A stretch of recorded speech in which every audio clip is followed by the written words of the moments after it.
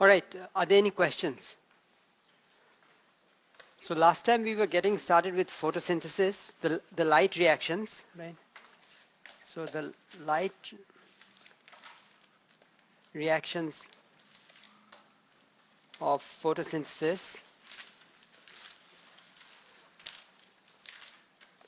and we talked about the thylakoid membranes, right?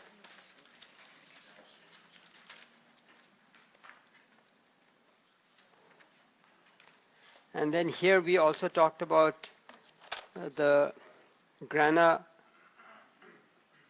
lamella, and then we also talked about the stroma lamella, right? So the grana lamella is the stack of those thylakoid membranes, right? And the stroma lamella is basically the portion that is joining those stacks together, right? The unstacked portion, right? Now, if you look at photosynthesis in organisms that produce oxygen, right? There are actually two things that operate in series. One of them is called photosystem 2, right, or PS2, right?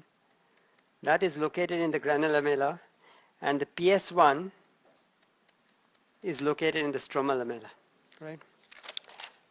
So any questions so far based on what I covered last time? Right. I'm just trying to make the connection with what we discussed in last Thursday's lecture, and then we'll move on. Right. So the first thing to note is that oxygen evolving photosynthetic organisms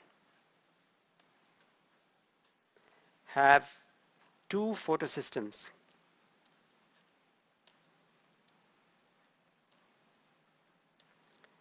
Photosystem 1, that's called PS1, and PS2 that operate in series.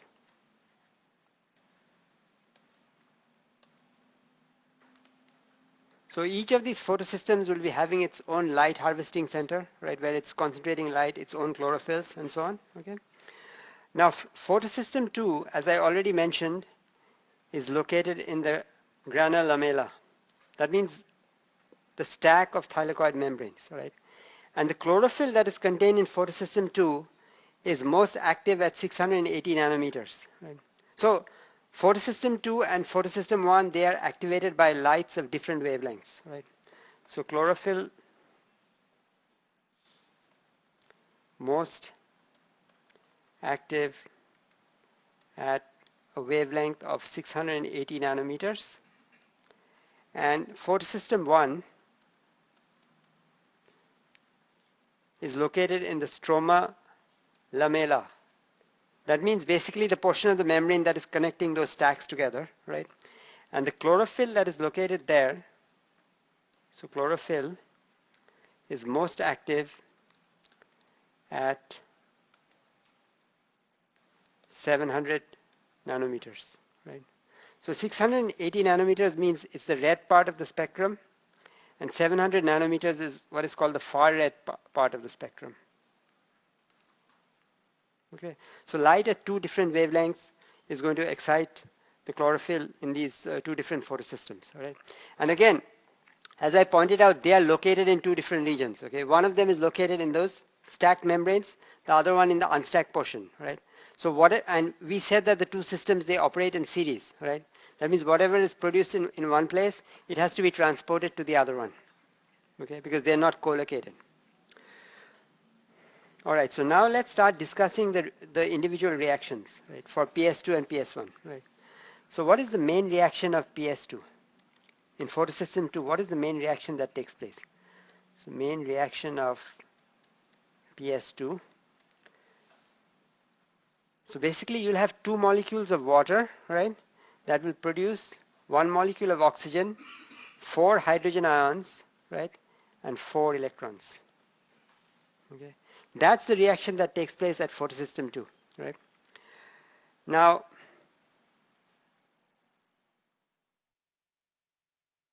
so to better understand, the steps that are involved, right, let's draw a picture, right? So here you have the thylakoid membrane in the chloroplast.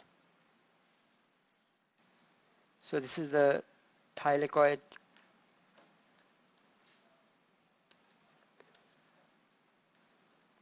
membrane of the chloroplast, all right? So on one side of that you have the stroma, right? Remember, the interior of the chloroplast, all right, that is outside, right? The interior of the chloroplast that is outside those membranes, those thylakoid membranes and all the other stuff that is joining those stacks, that is called the stroma, right? So on one side you'll have the stroma, and on the other side you have what is called the thylakoid lumen. Because it's a membrane, all right? The inside of the membrane, that is the lumen, right? Because you have these stacks, the interior of that, that's called the lumen, all right? So now you have a number of things that are actually embedded in this thylakoid membrane, right? The first one is PS2, right? First unit is PS2. So PS2, right? So when light of frequency, of wavelength 680 nanometers, which is basically red light, when that falls on it, this reaction takes place, right? Water is broken up to produce oxygen, right? Remember, we all know that photosynthesis produces oxygen, right? So oxygen is going to be produced. There are going to be 4 hydrogen ions, all right, or protons that are produced, okay? Because these are hydrogen atoms that have lost the electron, so it's the same as proton, right? And 4 electrons will be produced, all right? So now this block here, that PS2, all right, it also has the property that when this thing is produced, all right, it is going to transmit a number of hydrogen ions from the stromal side to the thylakoid lumen, right? So it's going to transfer hydrogen ions from the stroma or across the membrane onto the other side. Okay. Then, so here you have PS2 located. Then you have PS1 that is located at the stroma lamella, right? So this is PS1, right? Now PS1, what it's going to do is that it is going to absorb light at a different wavelength, right? At 700 nanometers, it is going to absorb. So you have light at 700 nanometers, and as I said, this is far red light, right? And the main activity that PS1 is going to do is it is going to produce NADPH, right? Which is one of the electron carriers, right? High energy electron carriers. So when light falls here, right? So PS1 is going to initiate the reaction, right? NADP plus hydrogen, right? Proton will give you NADPH, right?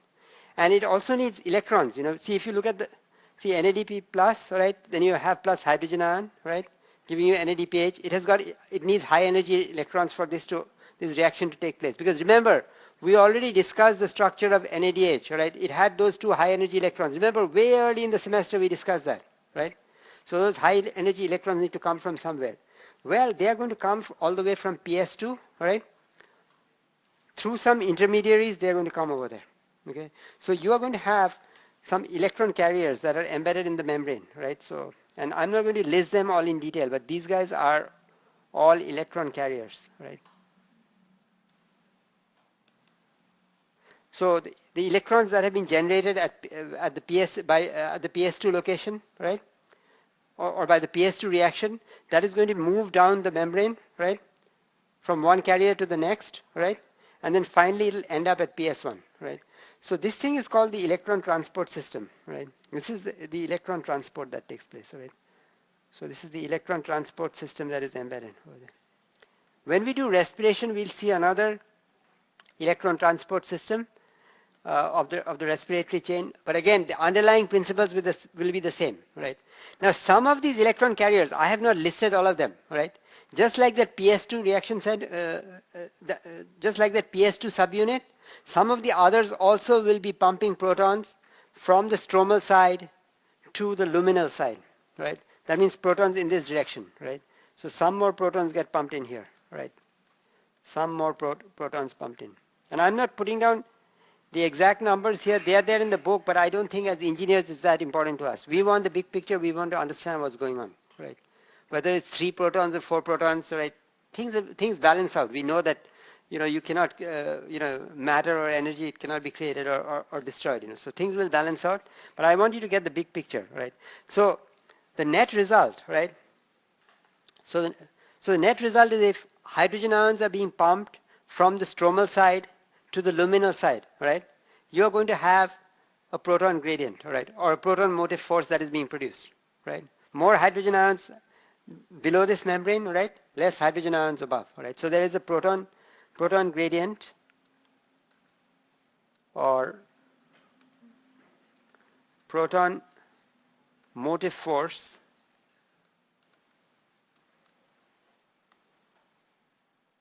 established across the membrane, right? Because hydrogen ions are being pumped from one side to the other, right? So what do you think will happen next? So you now have this proton gradient, right? So you'll have protons will flow down this gradient, right? It's just like, you pump water to the top of a hill, then you use that to turn, you use that basically to turn some wheel, all right, and generate electricity, right? So here electricity is not the currency. The currency is, what is the currency, energy currency of the cell? ATP, all right? So this is going to be used to generate ATP.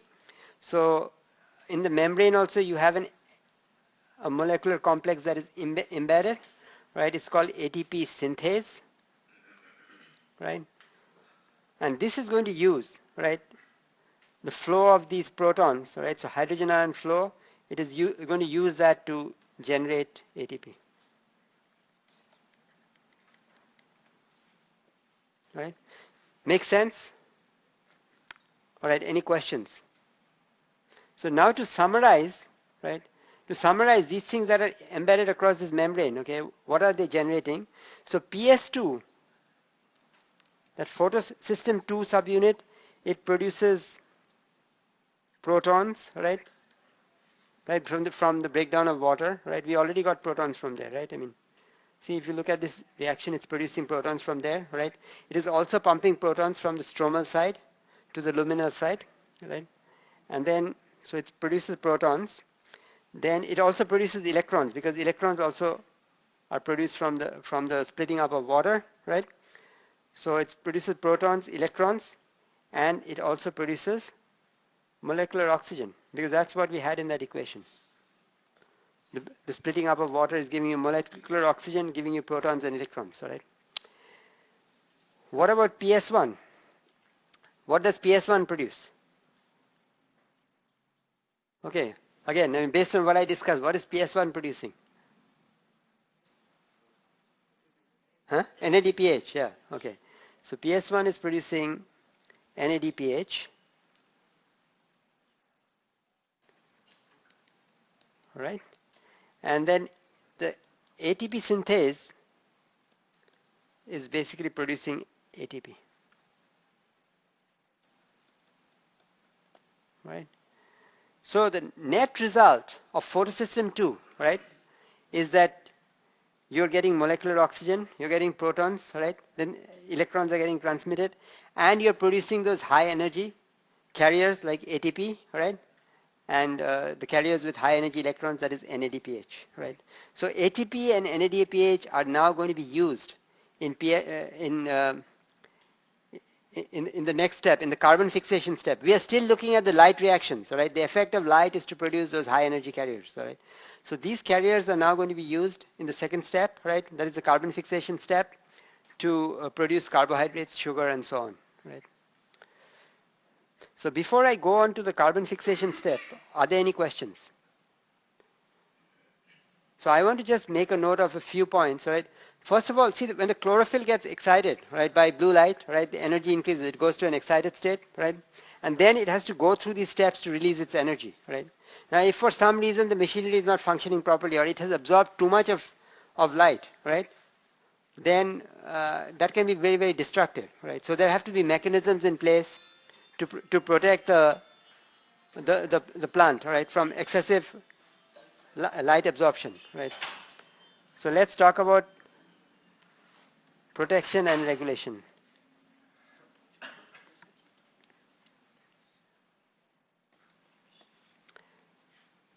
So for protection, there are molecules that are called carotenoids, right? An example is beta carotene. And there are other examples too. They can serve as photoprotective agents. So they will quench the excited state of chlorophyll.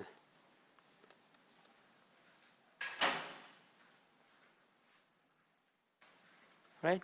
So the energy that is there, so suppose too much of light is being absorbed by chlorophyll, then the excess energy is going to be transferred to these carotenoids, right? And the carotenoids have the property that they can dissipate the energy as heat, right? So that way at least the photosynthetic machinery is saved, right? So otherwise,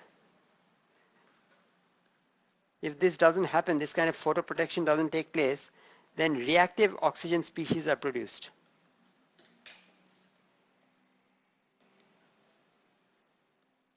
So reactive oxygen species will be formed, and there are many examples of reactive oxygen species, like you can have hydrogen peroxide, right?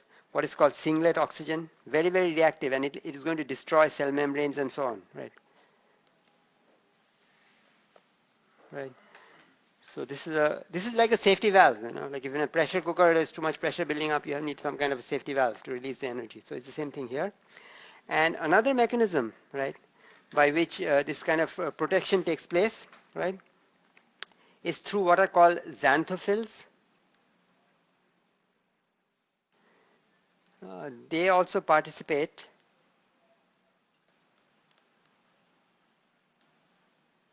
in energy dissipation.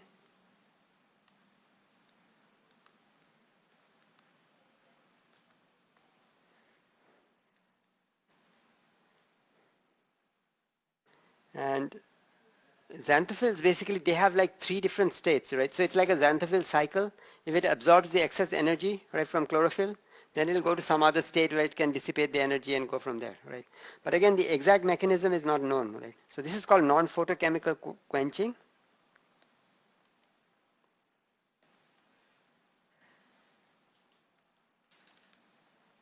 And the exact mechanism is not known.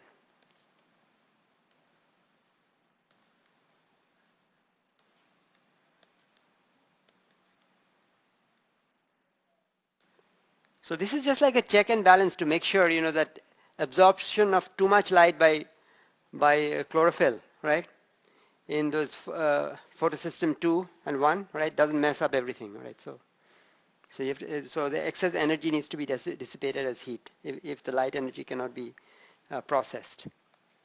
Okay, any questions? So I'm done with the light reactions of photosynthesis, right? So that was chapter 7. I move on to, so if there are no questions, then I will move on to chapter 8, which is basically the carbon fixation reactions, right? So chapter 8. And again, there is a lot more detail associated with all of this stuff. But, we are, you're engineering students here. This is an engineering class, right? We have like, maybe, I don't know how many, 4, 5, 6 lectures left. There's no way that I can cover it in that much detail, right? Right? It would take me the whole semester to cover all of this material, right? But again, I'm giving you the big picture so that if you're interested in doing work in a related area and you need to read stuff up, you'll have the big picture in your mind, and the rest of it is just filling in the details. Right? So chapter 8 would be the carbon reactions of photosynthesis.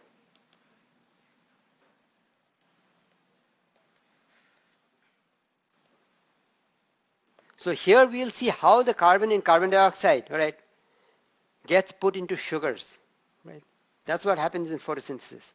So now from step 1, right, from the light reactions, I have those high energy carriers, all right, like NADPH, right? Then I also have ATP, right? And remember, we talked about, all right, those biosynthetic reactions. If you remember, in real early on in the semester, we talked about, free energy, the concept of free energy, then coupled reactions and things like that, and how those carriers can be used to make reactions which would thermodynamically have been impossible to take place, okay, by putting in this extra energy, right? So that's what you'll see here, right? Now, these reactions, right, they take place in the stroma of the chloroplast, right? See the first set of reactions, the light reactions, they are called thylakoid reactions because they take place in the thylakoid membranes, right? Either in the stacked region or in the unstacked region. These guys are called stromal reactions, and sometimes they used to be also called dark reactions, right? Because the first one is being called light reactions, you know. But they should, more appropriately, they'd be called stromal reactions. So they take place in the stroma of the chloroplast.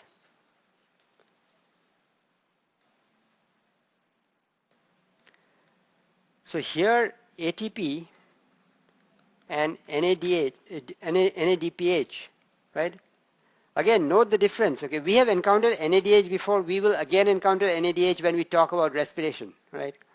But there are two different kinds of molecules. The ones that don't have the phosphate, right? NADH, that is important for catabolic type of reactions, right? Whereas for biosynthetic reactions, NADPH is the one that plays an important role, right? So ATP and NADPH, right, generated during the light reactions, that means the reactions that we have just discussed, drive the carbon fixation process.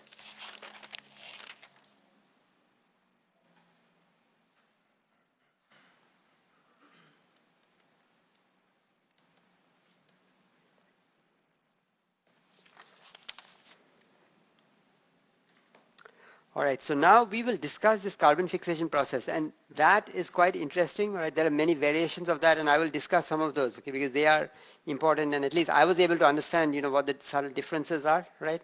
And I think you will see that, if you can tinker around with that process, you can probably increase the yield of crops, all right? You can increase biomass accumulation and so on, right? So the first item that I will discuss is what is called the Calvin-Benson cycle or the C3 cycle, right? So C3, that means there are 3 carbons involved, right? So C3 cycle or the Calvin-Benson cycle.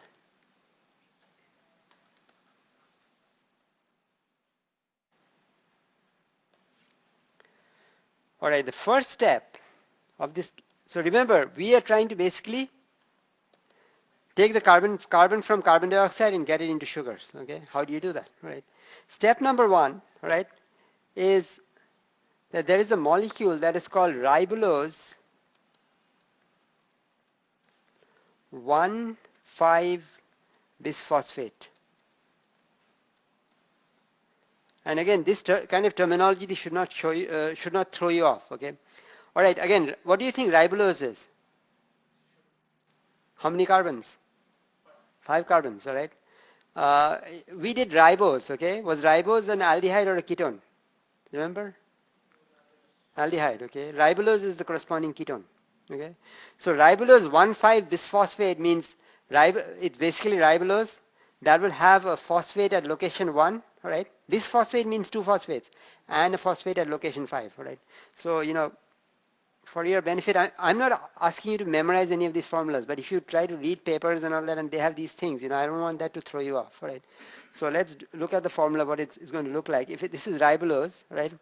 So CH, then C double bonded with O, that's the ketone group, right? Then you have O here, and then you'll have a phosphate that's connected over there. So at the one location you do have the phosphate.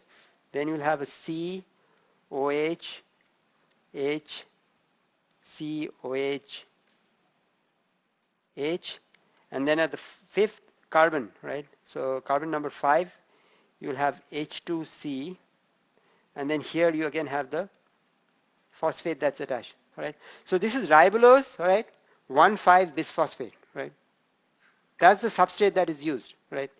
And the reason this is called a cycle, Calvin-Benson cycle, because the idea is you'll take the carbon from carbon dioxide, put it into a sugar, and ribulose 1,5-bisphosphate is the thing that is going to be taken up in the beginning, but because it's a cycle, at the end you have to regenerate it so that it can be used over and over again, right? That's the idea.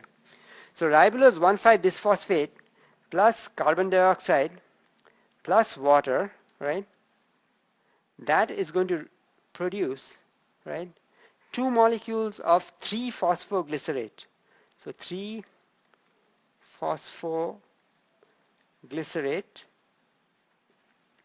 and it will produce two molecules of that. So again, let's see what the phosphoglycerate will look like, all right, what the structure is going to be. So again, I mean, you can make out that it'll have something to do with glycerol, right? I mean, that's why we have glycerate in there. And then 3-phospho means at carbon number 3, you'll have a phosphate that is added on, right? So the formula for this, the structural formula will look something like this. So C double bonded with O, then COH, then H here, and then the third carbon, H2C, and then here you'll have oxygen and then a phosphate, right? So any questions?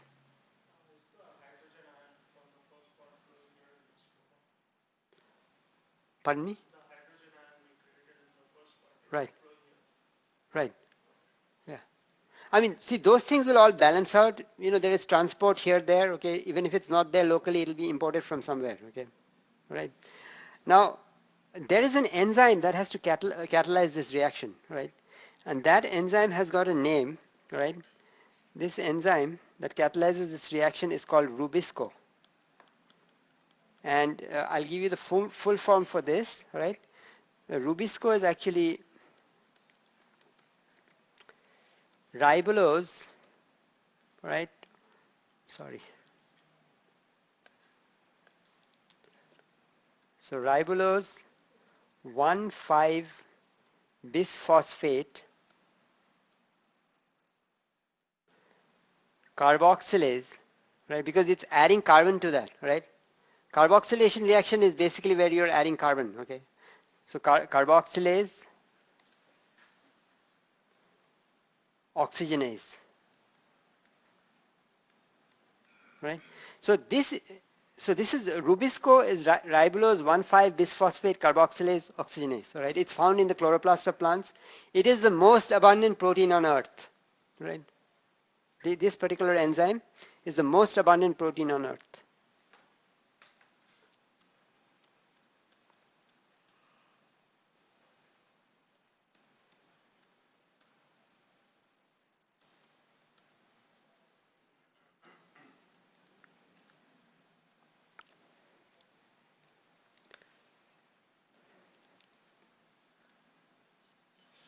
So the first step, right? The first step of the Calvin-Benson cycle is using Rubisco to convert ribulose 1,5-bisphosphate, right, carbon dioxide and water, into two molecules of 3-phosphoglycerate. All right, that's step number 1. Any questions? Then in step number 2,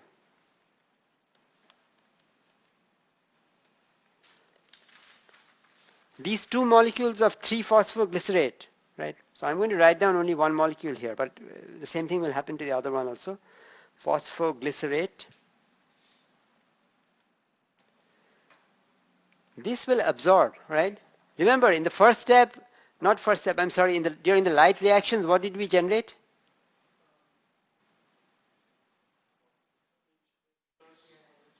NADPH, right? And we also generated ATP, right? So this is going to absorb. And again, there are details associated with this. You know, I don't want to, you know, burden you with the details, but this one is going to absorb ATP and NADPH that has been produced, right? And it is going to give you glyceraldehyde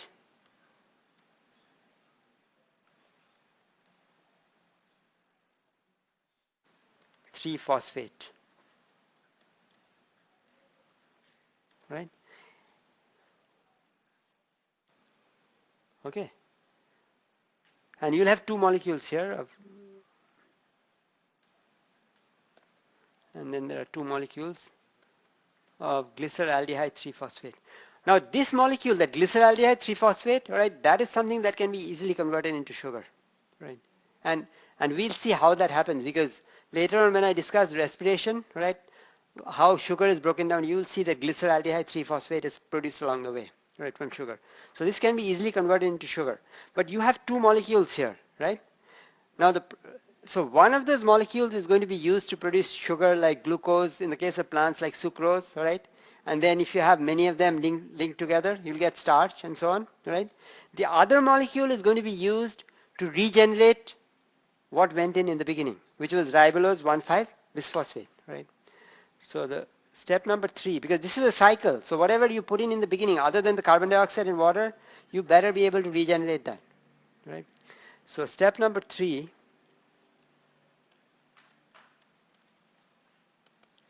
is one molecule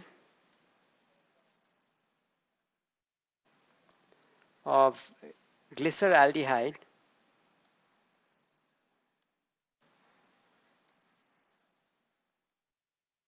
three phosphate is used to produce uh, sucrose and then starch. Right? Sucrose is made up of a glucose and a fructose unit, right? And there are detailed steps associated with that. I'm not talking about this right now, right? But the other molecule is used to regenerate ribulose 1,5 bisphosphate. So other molecule is used to regenerate ribulose 1,5 bisphosphate, right? And this actually, I cannot discuss that in detail because there are at least 10 reactions involved, right? 10 different steps it'll have to go through, right? So in 10, and there are more of those ATPs and NADPH and all that will be used during those steps, but it is going to regenerate what went in the beginning. So in 10 stepwise reactions. Remember, in the cell, these reactions are usually broken up because they occur incrementally so that, most of the energy is kind of preserved. You don't want to lose energy, right? Okay, so that is the description of the Kelvin-Benson cycle, all right? Overall, the big picture description of the Kelvin-Benson cycle, all right? That basically does carbon fixation, right? It produces glyceraldehyde, 3-phosphate, right? And once you get there, from there you can convert it into sugars. There are other enzymes that will do that. Okay? It's basically a reversal of the steps in glycolysis that I will talk about probably next time, or maybe the lecture after that. Now, so the cycle that we have described is fine, okay? Except that there is a small problem, right? This guy, this Rubisco, right? Look at the name, ribulose 1,5 bisphosphate carboxylase oxygenase, right? So this guy has also oxygenating activity. So in other words, both oxygen and carbon dioxide, right, are substrates for that, right? And guess what is the level of oxygen in the air? About 18%. What's the level of carbon dioxide? 0.04 actually, 4 parts per million, okay. It's really, really low, right? And this Rubisco guy, right, it has got affinity both for oxygen and for carbon dioxide. So if the concentration of carbon dioxide is so low, right, so it is probably going to do the reaction involving oxygen, right? That's going to get precedence, right? So that's a problem because you're not going to be able to do as much carbon fixation as you wanted, right? So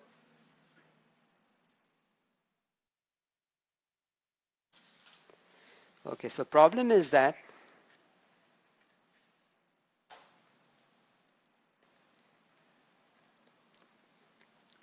Rubisco has both carbon dioxide and oxygen as its substrates.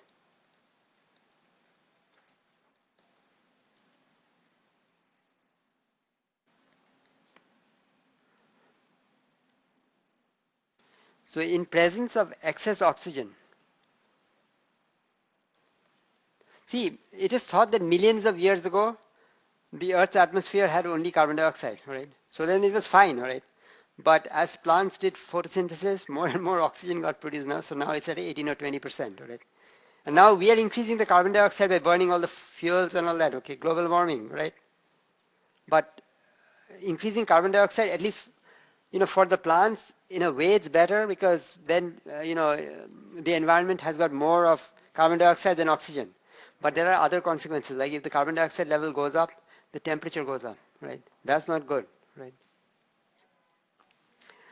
So anyway, in presence of excess oxygen, which is exactly the situation that we have in the atmosphere, the step 1 reaction changes, right? Because it's not going to be, so the step 1 reaction becomes the following reaction, right? So you'll have, so it's going to use oxygen as a substrate, right? So ribulose 1,5-bisphosphate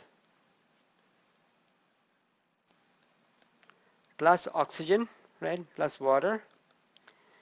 Now, this time it is not going to give you 2 molecules of 3-phosphoglycerate, right? It's going to give you 1 molecule of 3-phosphoglycerate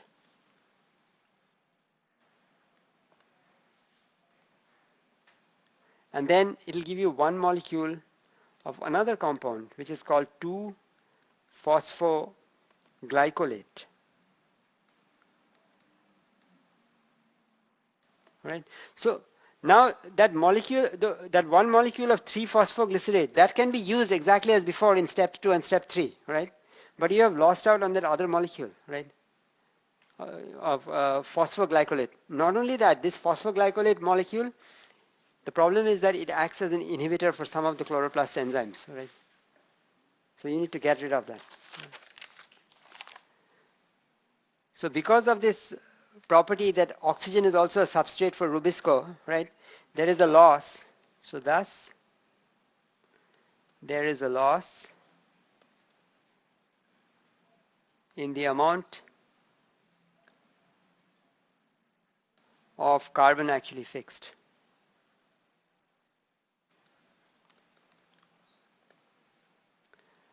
Moreover, 2-phosphoglycolate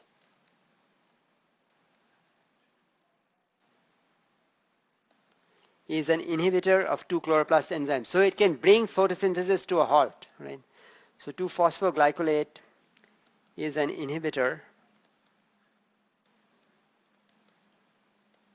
of 2 of the chloroplast enzymes. See, I didn't discuss all those 10 reactions in detail. You remember? Each of them has to be catalyzed by some enzyme. So 2 of them are inhibited by this fellow, this 2-phosphoglycolate. So it's an inhibitor of 2 chloroplast enzymes, right? So to compensate for this, right? So to compensate for this, 2-phosphoglycolate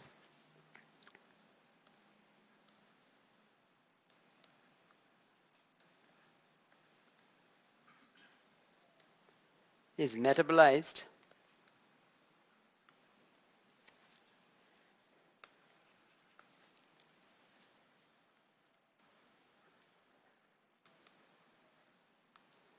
through what is called the C2 oxidative photosynthetic carbon cycle. So through the C2 oxidative photosynthetic carbon cycle,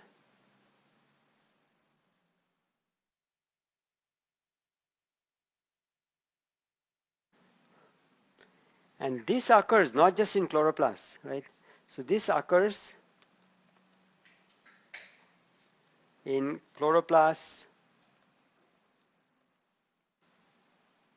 then peroxisomes, and mitochondria. So things have to be transported between the chloroplast to the peroxisome to the mitochondria and so on, right? To basically capture that carbon that is being lost, right? So, and mitochondria. And this is actually referred to as photorespiration. So, and is referred to as photorespiration.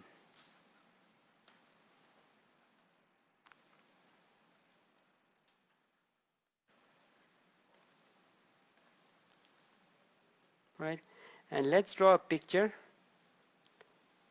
And again, there are a lot of details concerning those reactions and flow between the chloroplast, the peroxisome, and mitochondria. I'm just going to highlight the important features. Right?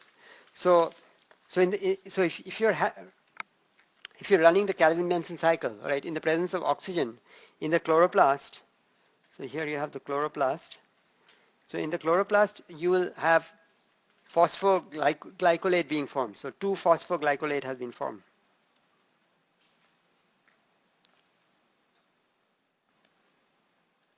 I mean, in addition to phosphoglycerate, phosphoglycolate also has been formed. All right. Now, if you want to get rid of the phosphate, all right, from the phosphoglycolate, all right, in the chloroplast, what kind of enzyme are you going to need to get rid of the phosphate? You'll need some phosphatase. Okay, so some phosphatase will get rid of the phosphate from the phosphoglycolate, and it will give you 2-glycolate, right? So from here, right, so within the chloroplast itself, right, action of some phosphatase gives you 2-glycolate. Then this guy migrates to the peroxisome, right? So this glycolate, so the first one is the chloroplast, right? This is chloroplast. This is peroxisome. Again, peroxisome is an organelle where reactions that produce hydrogen peroxide are compartmentalized, right? So that's a peroxisome. And then the third organelle that it will go to is the mitochondrion. Or the mitochondrion.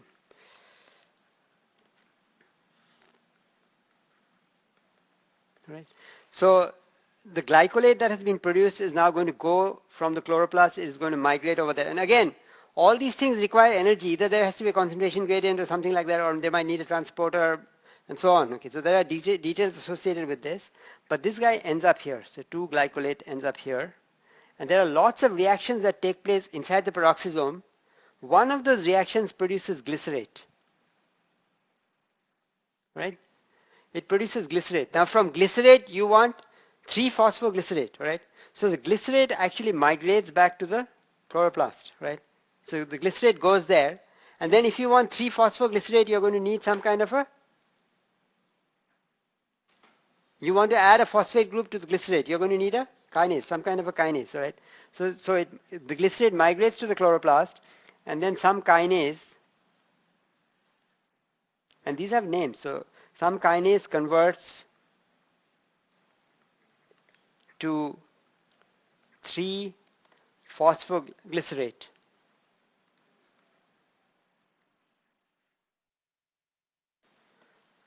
which can enter the Calvin-Benson cycle.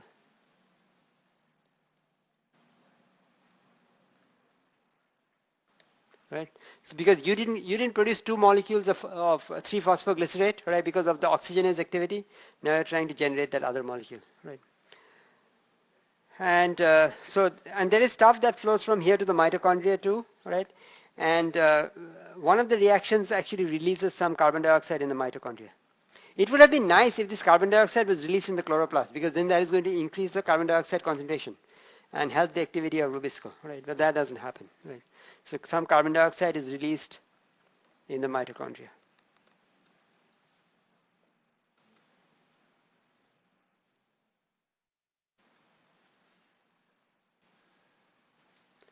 And in this kind of photorespiration that we have just discussed, there has to be a net balance of carbon going between these 3 different compartments, nitrogen and oxygen, right? So you can, and the book spells that out, but I'm not going to discuss that in detail, but I'll just note that in photorespiration, there is a carbon cycle, a nitrogen cycle,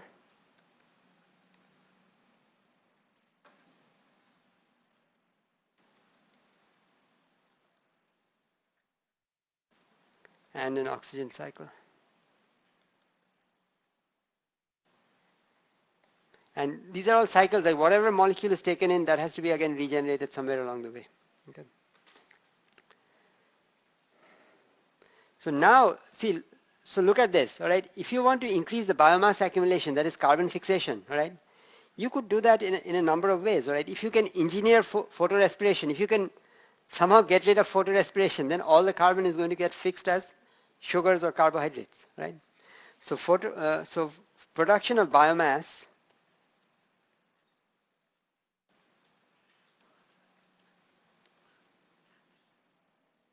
could be enhanced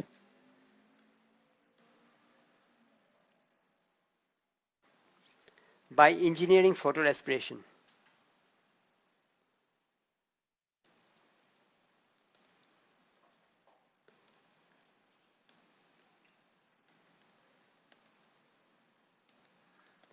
So one approach to do that would be like, see, Rubisco is a protein, all right?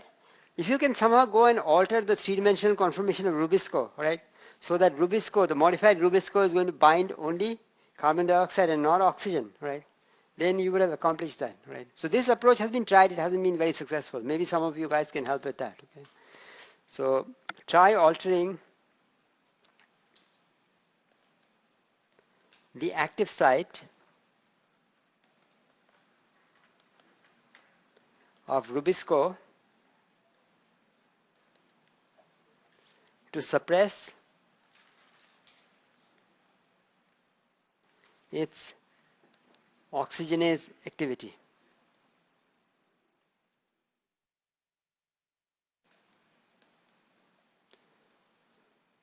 So it has not been very successful. So not successful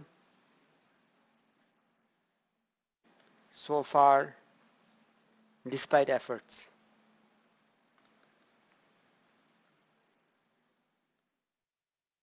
So if somebody can do that, right, you might be able to solve the world food problem, right? Because the amount of carbon fixed and food produced is going to increase, right? The yield of the crop is going to increase. Okay. Then the second way that you can try to, increase the efficiency of photosynthesis, right? What you might want to do is, see, photorespiration is producing carbon dioxide, right? But it's getting released in the mitochondrion, right? If you could release that carbon dioxide in the chloroplast itself, right, then it's like recycling, right? See, look, nature has been doing recycling long before we think about doing recycling, right? So try releasing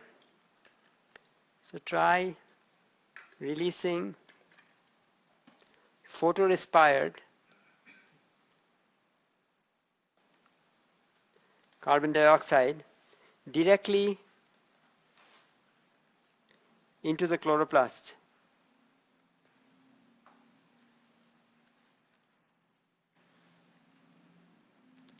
Where it can be refixed.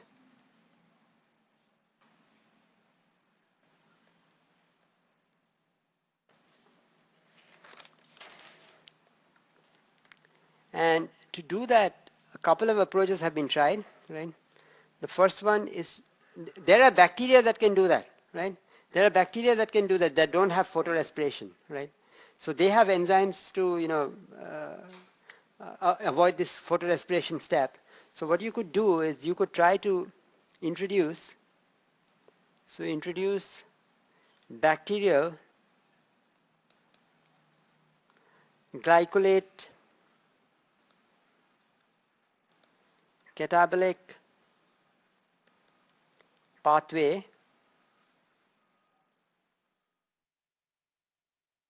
into chloroplasts of land plants.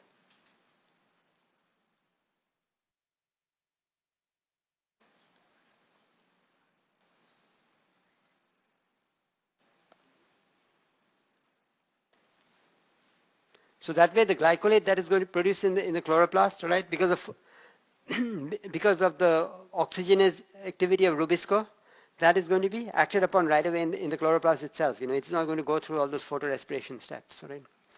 Another approach is to overexpress, and see, all these things can be done because today we have the molecular technologies, right? Genetic manipulation technologies to do that, right? We can go and cut out genes, and we talked about those things before, right? create mutant organisms and so on, right? So the other approach is to overexpress 3 enzymes in the chloroplast stroma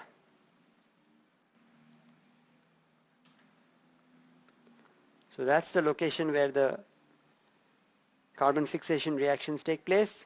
So you try to express 3 enzymes which collectively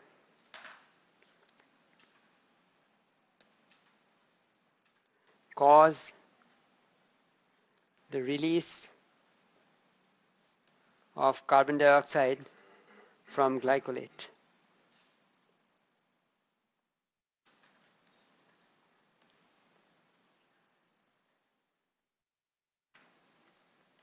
Right? And the names of these 3 enzymes, again, you don't have to memorize that, but I'm just mentioning it here. One of them is glycolate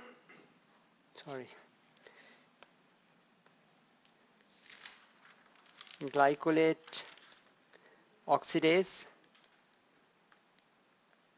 Oxidase means it will do some kind of oxidation, okay? Then there's something called catalase, right? And another one is what is called malate synthase. And malate is a product that you get when you break down sugars, right? So, and there are detailed reactions associated with that. We are not going to get into that, right? So this is what people can do by artificial means, right? You can use engineering techniques or genetic manipulation techniques to alter the structure of Rubisco or try one of these 3 things, okay, by putting in those genes and so on, right? By doing genetic engineering. In addition, even in nature, plants have evolved mechanisms, right, to try to increase this efficiency of photosynthesis. One of them is called the C4 carbon cycle, right? So land plants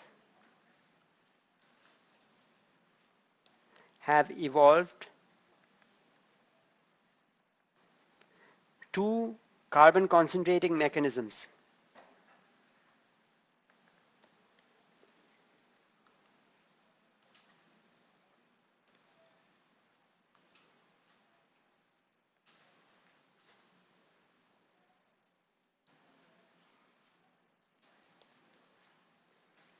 For increasing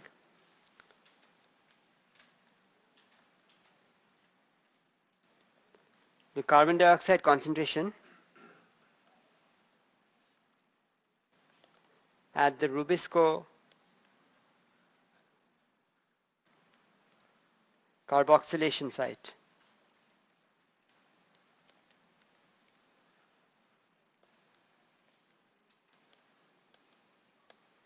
And these 2 mechanisms are as follows. The first one is called the C4 carbon cycle. So here, phosphoenol pyruvate carboxylate, and again, don't worry about this terminology right now because later on we will encounter phosphoenol pyruvate, right, when I talk about respiration and glycolysis and so on, right? So, but here phosphoenol pyruvate carboxylase, that's the name of an enzyme, so carboxylase,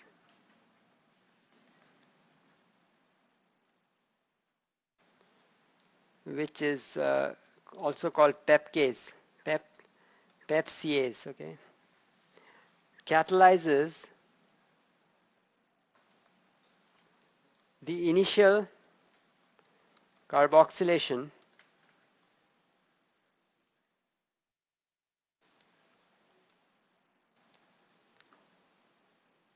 in one group of cells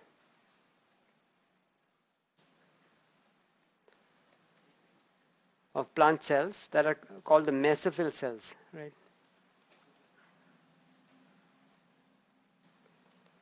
Close to the external atmosphere.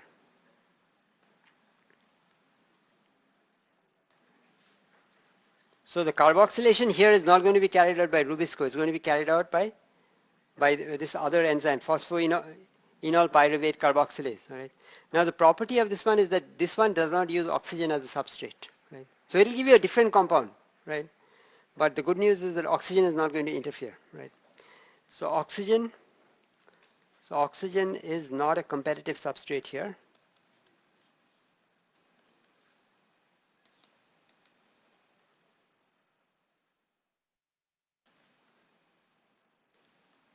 And the four carbon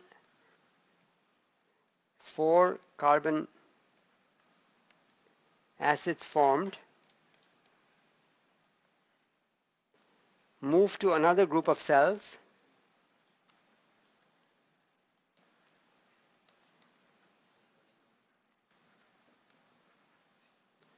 and these are called the bundle sheath cells,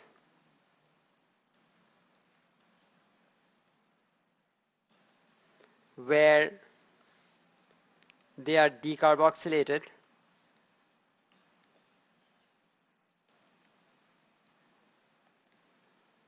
releasing carbon dioxide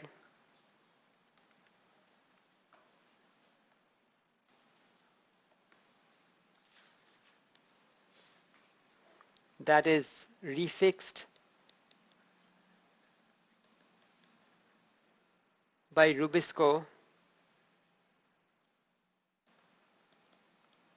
via the Calvin-Benson cycle.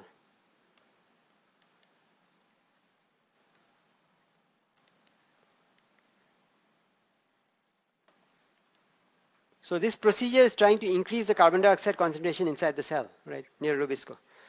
So this brings about a reduction in photorespiration.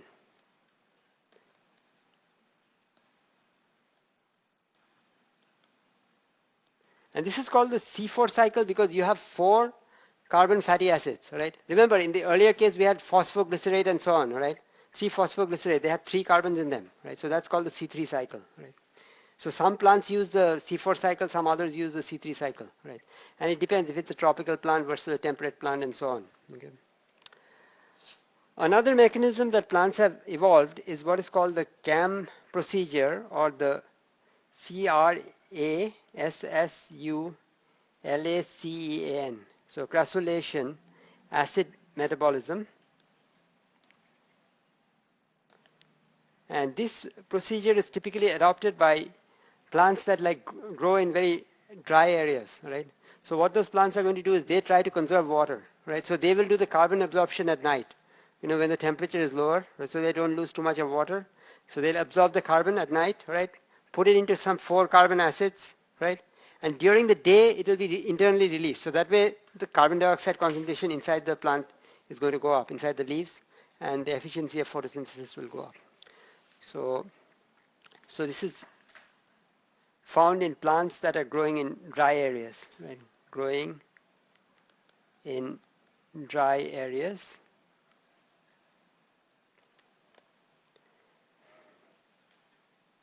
Here, the initial capture of carbon dioxide into 4 carbon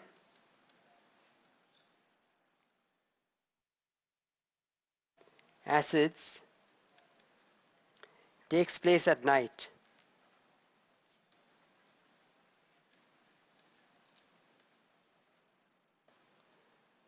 When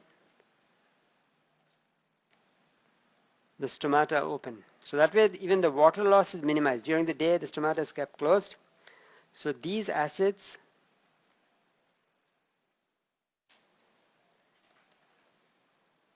are decarboxylated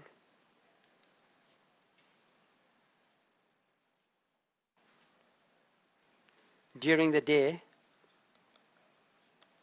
So carbon dioxide is released, right, when stomata are closed. So the oxygen from the external environment cannot get in, right? So when stomata are closed, to release carbon dioxide in the chloroplasts for the Calvin-Benson cycle.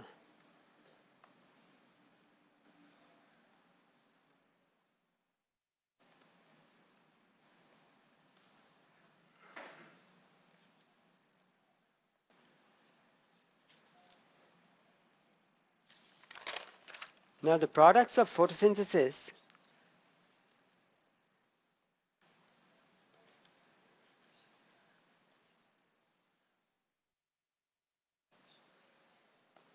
in leaves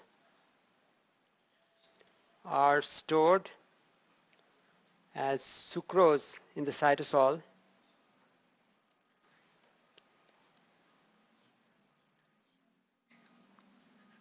and starch in the chloroplast.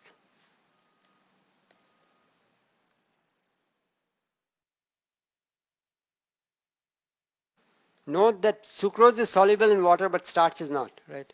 So note starch is not soluble in water. So, you know, if there is a plant that needs water, right? And let's say it has got starch, but you know, it's really dry out there, there isn't that much water in the soil, it will convert some of its starch into sucrose, right? When it converts that, sucrose dissolves in water, right? So then the solute potential will go down, right? Right, so then the water will move from the soil to the plant, right? So all those mechanisms are there. These kind of control systems, they are at work in the plants and animals everywhere, right? So I just wanted to point out that connection, right? That by converting starch to sucrose, right, the plant can alter its water potential and uptake from the soil according to the needs of the moment. All right, any questions? All right, that completes our discussion of photosynthesis, right? So if there are no questions, I will move on to the next chapter, which is also related to photosynthesis, but we'll talk about physiological and ecological considerations, right? So chapter 9.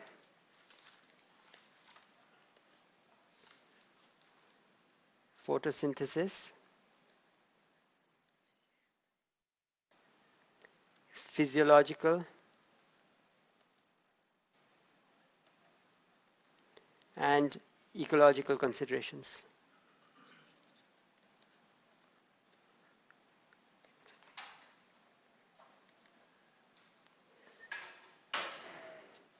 Now, if you look at rate of photosynthesis, it can be limited by several factors, right? So the rate of photosynthesis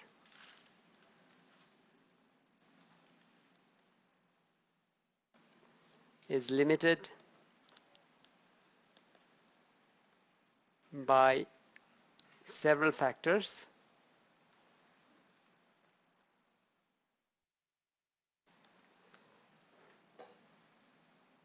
And you can list them. The first one is the amount of light that is received. If you don't get any light, if the plant doesn't receive any sunlight, there can be no photosynthesis. The second one could be the capacity of that enzyme, Rubisco. Right? If that gets saturated, no more photosynthesis. So Rubisco capacity. What else could affect?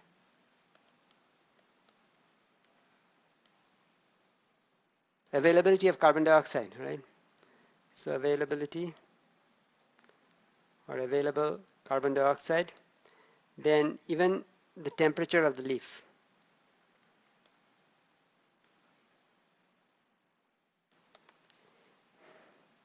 So any of these could be a limiting factor.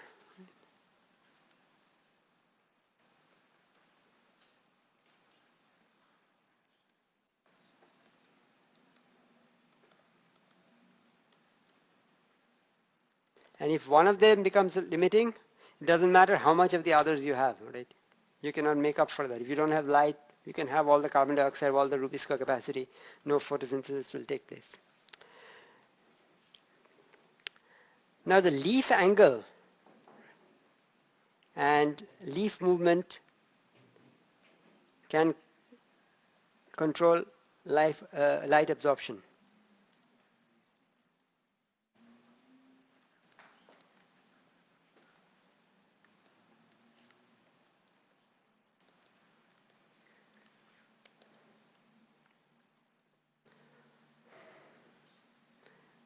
So in fact, the leaf orientation depends on the amount of light that is available, right?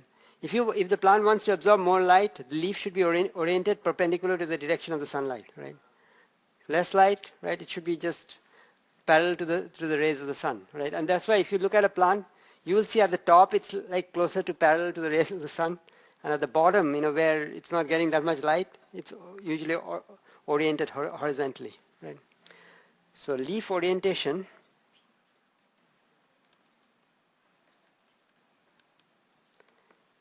is close to vertical at the top of the plant,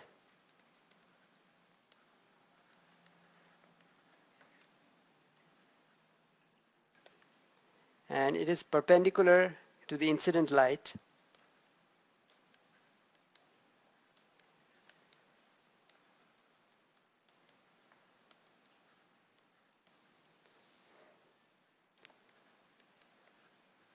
at the bottom or underneath the canopy.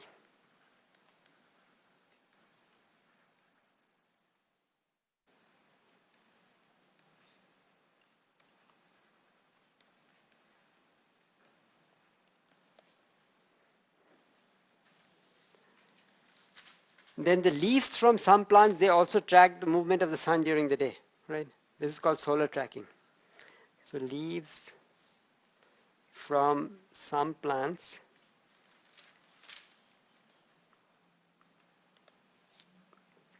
do what is called solar tracking.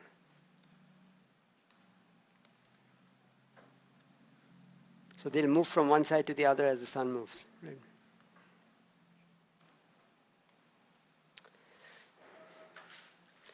Then leaves also have mechanisms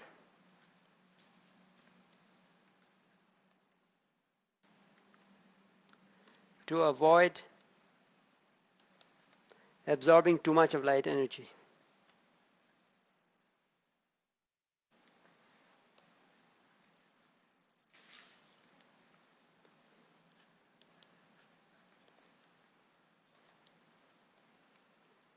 And the first mechanism is something that we already mentioned. It's called the xanthophyll cycle.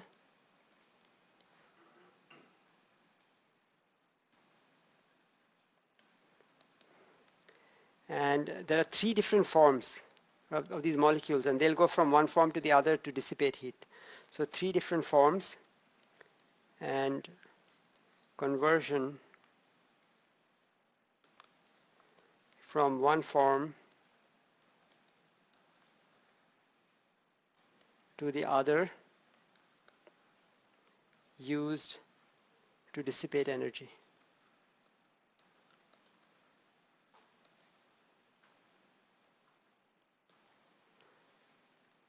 Then the second method is that the chloroplasts, they could redistribute themselves along the leaves. Okay, let's say if the chloroplasts are all stationed, perpendicular to the incident light, then you'll have a lot of light absorption. But if, let's say, if the chloroplasts move underneath each other, move to the sides of the leaf, all right, then there won't be much absorption. So that also happens. So chloroplast movements is another mechanism. So chloroplast movements to the periphery of the cell. And number three, you could have leaf folding or wilting.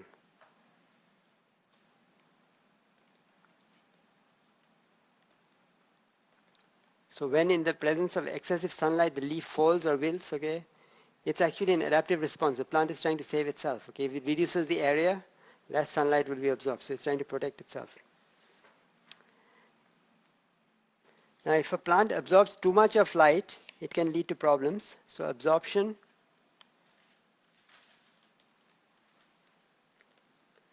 of too much of light can lead to what is called photoinhibition.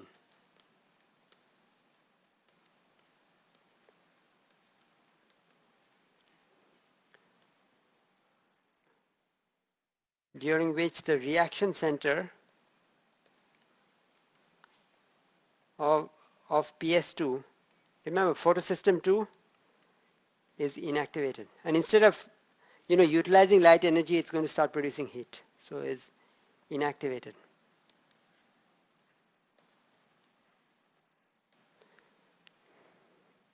And this is basically, this photo inhibition is actually protective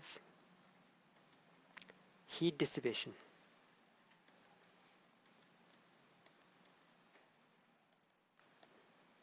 And this can be of two types, right? If, this stimulus, this light stimulus, the intense light stimulus is temporary, this is a temporary thing, right? So in that case, it is called dynamic photoinhibition.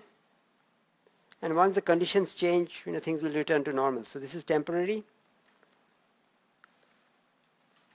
and it is also reversible. On the other hand, if there is chronic exposure to, excessive light, right, then the response it can be permanent, and it can cause long-term damage to chloroplasts.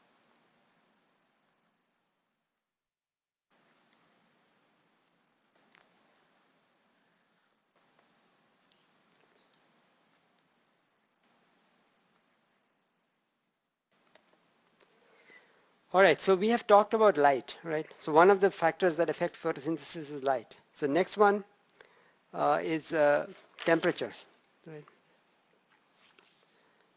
So how does temperature affect photosynthesis? Uh, so, so the leaves have to dissipate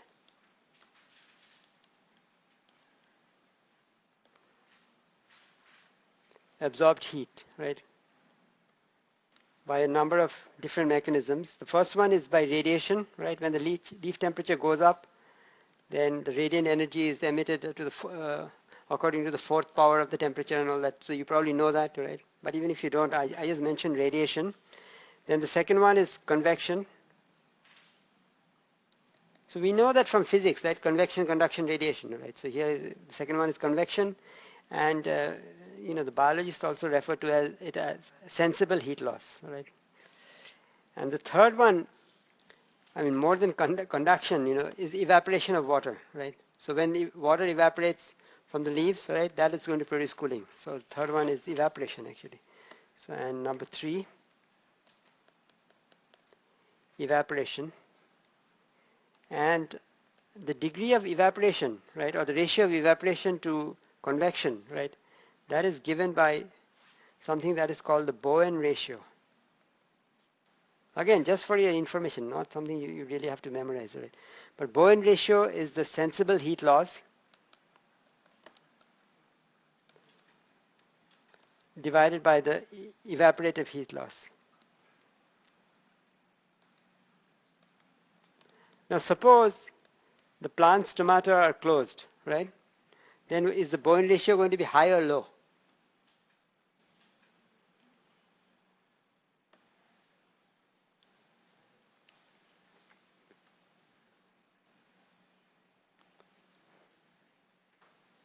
So if you have a well-watered plant, right? Nobody wants to answer that question. What about the evaporation heat loss? Is that going to be low or high? If you have, it's going to be low, right? So the Bowen ratio is going to be high, right? So if you have a well-watered plant, then the stomata will be open, right? Because it has got a lot of water, it can afford to lose some. So stomata are open, which implies that in this case the Bowen ratio is low because the evaporative loss is high. On the other hand, if the Bowen ratio is high, that means the stomata are closed, at least partially.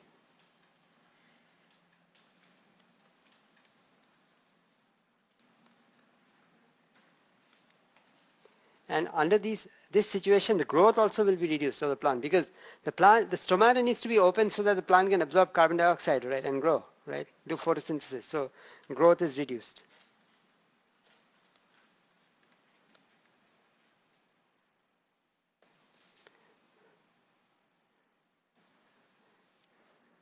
So there is an optimal temperature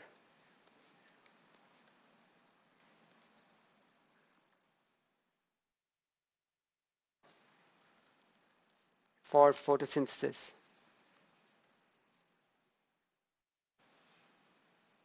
And high temperatures will mess up the membranes of the cell. Okay. Remember, there's membrane transport involved, right? You have all these electron carriers going across the membrane and all that. So high temperatures can compromise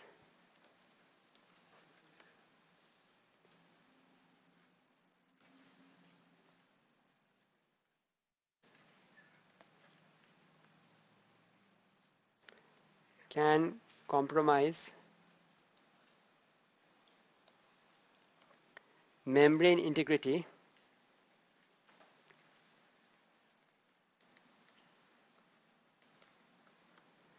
and low temperatures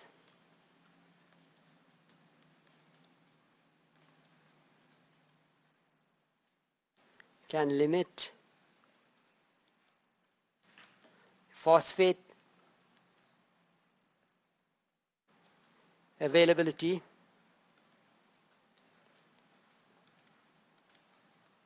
in chloroplasts. So if you don't have enough phosphate that is available in chloroplasts, what problem are you going to run into? Phosphate is needed for what? Which step?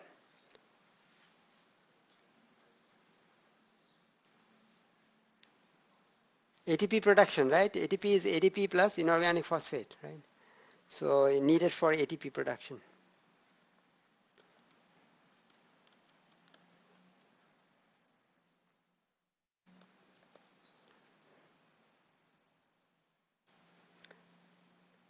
Now the photosynthetic yield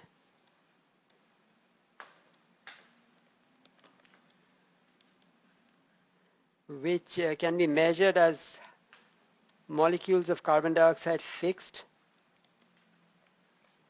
per absorbed quantum of light, that actually goes down with temperature for C3 plants, right? C3 plants are the plants that use the Calvin-Benson cycle, right? 3 carbons you have. So for C3 plants, as photorespiration goes up, when the temperature goes up, the inefficient process of photorespiration goes up. So photorespiration goes up. On the other hand, for C4 plants, there is no photorespiration, right? Remember, we use the different enzyme, right? That PEP carboxylase, right? So there's no photorespiration. So over there, the temperature doesn't make much of a difference. So C4 plants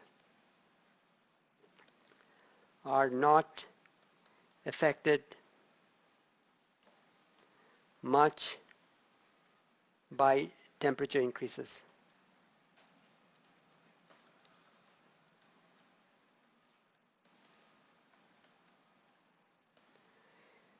All right, so we discussed the effect of temperature on photosynthesis.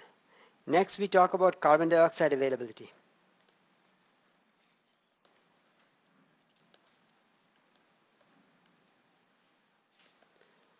This is also a factor in photosynthetic yield.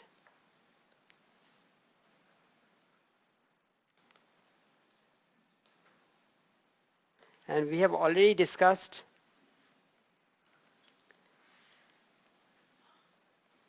C3 plants versus C4 plants, right? So for C3 plants, it will make a difference because the photorespiration will go down, right? For C4 plants, you don't expect anything much to happen, right?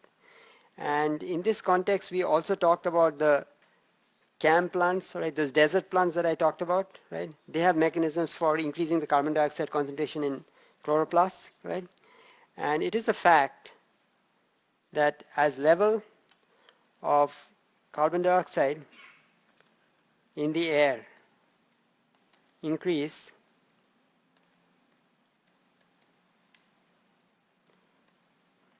the yield of well-watered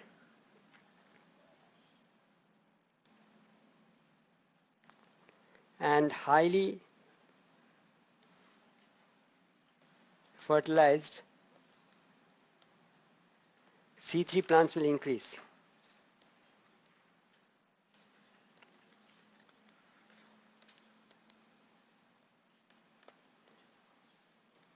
However,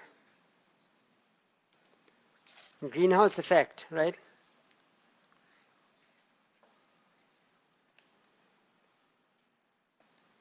caused by a rise in carbon dioxide will cause a rise in temperature,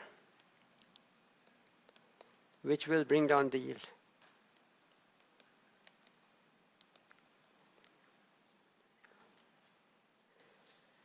So just like in engineering, you cannot just be turning the knob one way. If you gain something, you're going to have to give up something, and it's an optimization problem. Right? Now, I want to end this chapter just by mentioning something that is called free air carbon dioxide enrichment. This is a technique, right, that people use to study how plants will behave, right, when there is, when the carbon dioxide is different, level of carbon dioxide is different from what we have in the atmosphere today. So it might be like a closed enclosure where they're giving extra carbon dioxide and monitoring that, right? And, people have done a lot of studies using this technique, all right? So used to study the effect of elevated carbon dioxide levels. So what will be the consequence of global warming and excess carbon dioxide, right, on plant growth? So people are studying that. So that is a science in itself. All right, so let's stop here for today.